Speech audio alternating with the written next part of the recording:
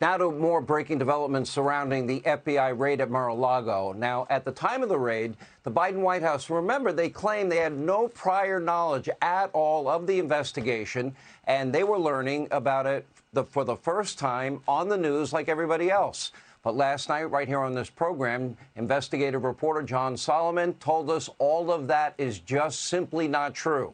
And based on documents reviewed by Solomon, the Biden White House, in fact, actually facilitated the DOJ's probe against Donald Trump. One high-level Biden staffer was even in communication with the FBI and the DOJ as early as April the 15th and conveyed, quote, President Joe Biden would not object to waiving his predecessor's claims to executive privilege. In other words, the Biden administration was actively paving the way for the FBI's investigation into documents from Trump's time as president that Trump had every legal right to possess. As the Wall Street Journal and our own Greg Jarrett pointed out, federal law gives Mr. Trump a right of access to them. His possession of them is entirely consistent with that right and therefore lawful, regardless of the statutes that the FBI is citing in their warrant. In other words, there was no legal basis for this unprecedented warrant. Now, keep in mind, top Democrats have always been treated with, kid gloves by the FBI and the DOJ when accused of any official misconduct. There was no raid of Hillary Clinton's house after she put our country at risk by storing top secret and classified material on not one but multiple private servers that were likely hacked, our own government believes, by foreign governments. In fact, in July of 2016, after listing all the classified material that was mishandled, James Comey declared that no prosecutor would ever bring charges against Hillary Clinton prior to an election. Don't remember? We'll remind you. Take a look. 110 emails in 52 email chains have been determined by the owning agency to contain classified information at the time they were sent or received. 8 of those chains contained information that was top secret at the time they were sent.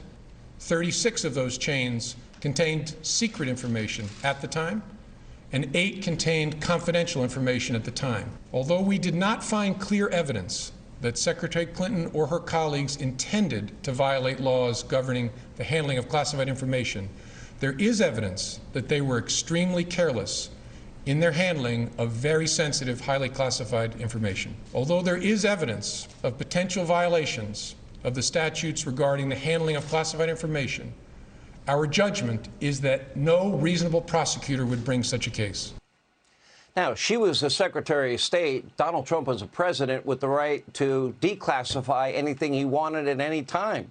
There was no raid. There was no search warrant. No charges against Hillary Clinton. There was also no raid of Sandy Berger's house. Remember, he went into the National Archives and he stole classified material from those archives. Remember, he stuffed it into his pants, his underwear, and his socks. No raid on any of the homes belonging to Joe or Hunter Biden, despite verified evidence of serious criminal misconduct from Hunter's laptop from hell. And yet the FBI, the DOJ, has no problem raiding the house of Biden's possible future political opponent, and that's former President Donald Trump, even though in June, Trump met with the DOJ officials and the FBI officials at Mar-a-Lago. And by the way, they were offered then to access any documents they wanted. They were invited back to get anything that they needed. And they even put the padlock on the document storage room because the DOJ and the FBI requested it. So they cooperated fully. And by the way, we have a letter from the National Archives and Records group themselves saying that, yeah, that department cooperated fully with the Trump people and they were very helpful. The whole investigation, as we've said from day one, it reeks of political bias.